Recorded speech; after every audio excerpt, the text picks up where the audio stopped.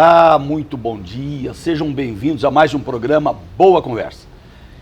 Não tenham dúvida, hoje será uma excelente conversa, porque hoje recebo aqui meu amigo mineiro de Governador Valadares, mas que pena, não torce para o Cruzeiro.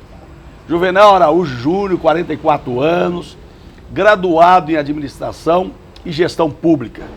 Ele que é pai de duas crianças, duas filhas, a Júlia e a Luísa, um abraço para vocês. Ele que é nascido em Governador Valadares. E aí vem a grande notícia. Esse Juvenal é filho do Juvenal, ex-goleiro do Cruzeiro. Então, você tem coisa muito boa na sua família, torcedor do Cruzeiro e jogador do Cruzeiro. Juvenal residiu em Belo Horizonte até 2015, no bairro Avaí, quando foi convidado para compor a equipe do Ministério da Justiça no governo federal aqui em Brasília. Como sindicalista, ele foi presidente do Sindicato dos Empregados em Estabelecimentos de Saúde, diretor da Federação Estadual dos Empregados em Estabelecimentos de Saúde de Minas Gerais e membro da Direção Nacional de Formação e Educação Sindical, também da Força Sindical. Juvenal, é uma honra, é uma alegria, é um prazer recebê-lo aqui. Prazer o meu, bispo. Prazer o meu estar aqui contigo, né, que é um amigo, e também poder bater um papo aqui com a população aqui do Distrito Federal. Eu não ia perder essa oportunidade jamais, Juvenal.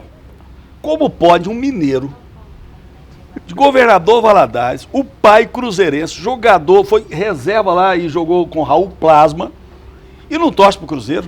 Pois é, uma história longa, né? Mas eu vou tentar resumir. Eu fui morar no Rio de Janeiro, né? Apesar de meu pai ter sido goleiro do Cruzeiro. Quando meu pai faleceu, eu tinha 15 anos, né? Então acabei não pegando muito assim a história e fui descobrir a história do meu pai mesmo em Belo Horizonte, quando eu fui morar lá. Mas antes de morar em Belo Horizonte, eu morei no Rio de Janeiro. E aí cheguei naquela época do Rio de Janeiro com o Vasco da Gama, com Roberto Dinamite, Bebeto, Bismarck, Romário, né? Eu ia para São Januário para ver Roberto Dinamite contra Zico, né? Romário. Então o time era uma potência, acabei me apaixonando pelo Vasco. Pelo Vasco? Pelo Vasco e da parabéns, porque vocês estão fazendo companhia ao Cruzeiro na segunda divisão. É verdade.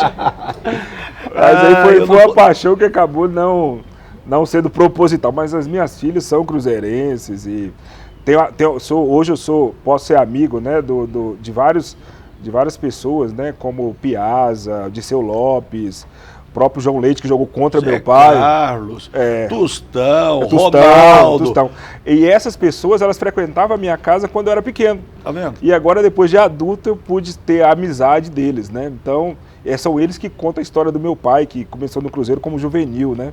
Então, hoje eu tenho a satisfação de ouvir histórias do meu pai. Pois é, não é nosso assunto não, mas eu acho que você deveria mudar de opinião pelo seguinte: a grande frustração do Pelé é nunca ter jogado no Cruzeiro.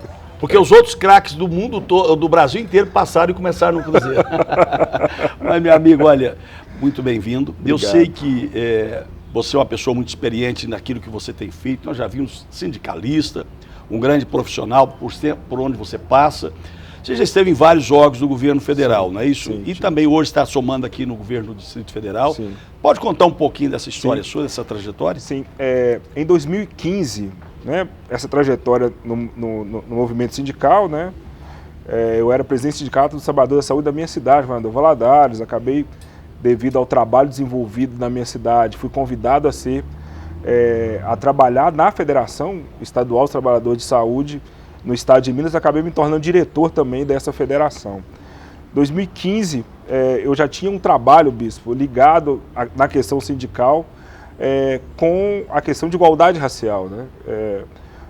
Eu pude percorrer o país fazendo palestras de formação sindical com o recorte racial, né? Minha mãe, ela era telefonista em um hospital, ao qual eu também trabalhei depois, e minha mãe era auxiliar de enfermagem também. Então eu sempre via minha mãe e as amigas negras, e geralmente as chefes delas, que eram as enfermeiras, geralmente todas eram não negras, né?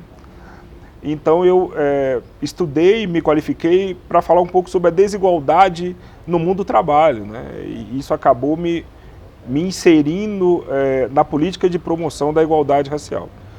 Devido a todo esse movimento de alguns anos, em 2015 eu fui convidado a ir para o Ministério da Justiça para a área de igualdade racial, né? Em 2015 eu assumi como assessor especial, assumi mais alguns cargos, fui secretário nacional de políticas de ações afirmativas, fui secretário nacional de políticas para povos e comunidades tradicionais, e em 2016 me tornei secretário nacional de igualdade racial, ficando até 2018, né? De 2016 a 2018 eu fui representante do Brasil no Conselho de Direitos Humanos da ONU na Suíça, né? E também representante do Brasil na OIT, em Washington. Então, de 2016 a 2018, eu representei, além do Brasil, também o Comitê dos Países de Língua Portuguesa, né? Na Suíça, junto ali onde funciona as Nações Unidas, o Conselho de Direitos Humanos, né? Pude percorrer o mundo, né? A Europa, alguns países da América Latina, mostrando já as políticas que a gente desenvolveu nesses 2 anos no governo federal, né? O Brasil ele se tornou uma referência em políticas de igualdade racial para o mundo. Então, nós, nos países da América Latina, nós sempre tivemos cooperações com eles para mostrar, né? Tanto a política de cotas, as políticas ligadas ao enfrentamento do racismo, políticas ligadas a povos e comunidades tradicionais, né, que são indígenas, quilombolas, também ligado a povos de ribeirinhas, a população realmente de vulnerabilidade, que na maioria é a população negra, né? Então, algumas políticas que nós desenvolvemos no governo federal, nós então começamos a levar para fora, para que outros países também pudessem iniciar essas políticas, né? Não só a política de cotas, mas hoje nós criei em 2017 uma política para que nós usássemos as emendas parlamentares para a política de igualdade racial. Até 2017, bispo, geralmente as emendas parlamentares eram direcionadas para entidades, né? Algumas entidades que trabalhavam, mas nunca para que a prefeitura ou o governo estadual trabalhasse política de igualdade racial. Então criei o kit de igualdade racial, compondo com carro, caminhonete, barcos, né? Porque nós temos muitas comunidades quilombolas, somente no norte e nordeste, que só chega através de barco, né? E também caminhonetes, porque tem comunidades isoladas em que o carro normal ele não chega.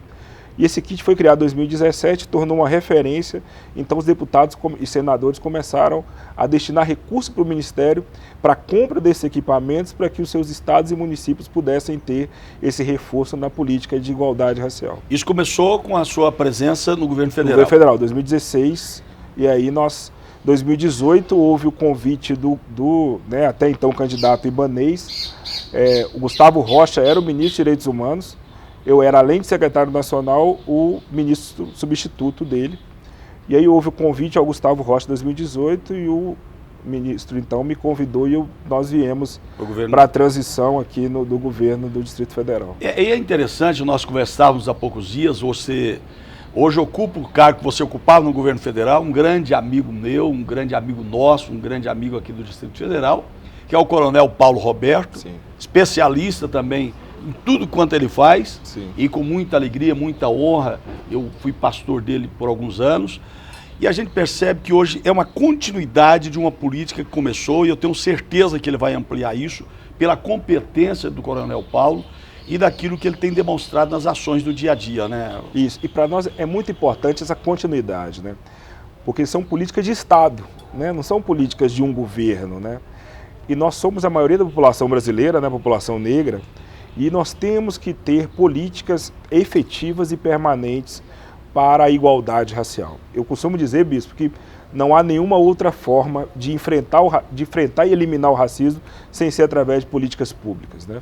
Políticas públicas essas efetivas e permanentes. Então é muito importante, eu fiquei muito feliz dele continuar as ações e com certeza implementará outras ações afirmativas, outras políticas para que nós possamos realmente vencer a desigualdade racial e que nós possamos realmente dar uma resposta à população negra que, infelizmente, a discriminação, né, o preconceito, faz com que a igualdade ela não seja plena, né? As oportunidades elas não são as mesmas, infelizmente, mesmo no Brasil, pós-escravidão e mesmo tendo a maioria da população negra. Mas é até uma das perguntas que eu ia te fazer exatamente essa. O Brasil é um país desigual quando se trata da igualdade racial, uma vez que, como você já disse, nós temos uma miscigenação extremamente grande no nosso país. E o que você acha que leva a essa discriminação ou essa falta da igualdade de todas as raças? Sim, ainda nós não conseguimos vencer o pós-escravidão, né? A escravidão ela trouxe essa imagem de que a pessoa da cor da pele preta é inferior àquela pessoa da pele não preta. E ainda nós não conseguimos vencer. Após a abolição da escravatura, nós não tivemos nenhum tipo de compensação ou de qualquer tipo de ação em que aquela pessoa ela pudesse ser colocada em pé de igualdade à pessoa não negra. E hoje nós vemos esse reflexo, né? As oportunidades, devido a... Vou citar um exemplo para o senhor. O racismo ele não é por causa da questão econômica, na questão social, é por causa da cor da pele. Se nós temos hoje, né, principalmente na questão da empregabilidade, a questão do perfil, né? O perfil é algo pessoal, né, que eu vejo que é melhor para a minha empresa, para o meu trabalho. Mas até pegando um pontinho disso aí, ainda existe isso. Hoje vou abrir uma contratação para minha empresa. Eu olho muito fotografia? Não, mas há a primeira questão técnica. Se há um empate técnico, aí eu vejo o que é bom para a minha empresa, para o meu espaço, para aquele espaço do meu trabalho e tal. Se eu tenho uma pessoa de pele clara, com a mesma questão social, vamos dizer, numa periferia, de uma favela, um rapaz de pele preta e um rapaz de pele não preta, e os dois juntos e vão para fazer uma entrevista de trabalho, e os dois têm a mesma questão econômica e têm a mesma questão social, os dois vivem na mesma pobreza, mas empatam da questão técnica. Aquele avaliador ele vai olhar o perfil, é o que ele vê que é bom, o que é bom para ele, o que é bom para a empresa, o que ele acha que realmente é eficiente. Ele nunca vai escolher o da pele preta. Porque no Brasil, nós fomos moldados, independente da cor da nossa pele, nós fomos moldados desde cedo de que aquela pessoa da pele preta ela é inferior à que tem a pele branca. E a gente costuma dizer que, independente, a cor da minha pele, ela indifere disso, né? Indifere do intelecto, da minha capacidade de raciocínio, do meu trabalho. Mas, infelizmente, a população ela foi moldada assim. Não é porque a pessoa ela é racista, é que os pais aprenderam assim, os avós aprenderam assim, e eles acabam tendo essa referência de que o bom e o bonito não está no negro.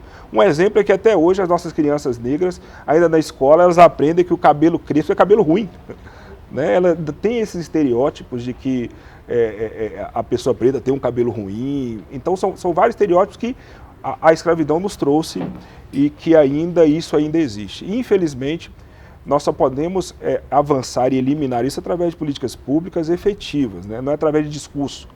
Não é através de discurso de separando negros de não negros, não. É através de políticas públicas na área da educação, na área da saúde. Hoje, por causa da maioria negra ainda viver em desigualdades, em periferias, ela não tem acesso à mesma saúde de qualidade dos grandes centros, à mesma educação de qualidade dos grandes centros, né? Infelizmente, a desigualdade ela faz isso.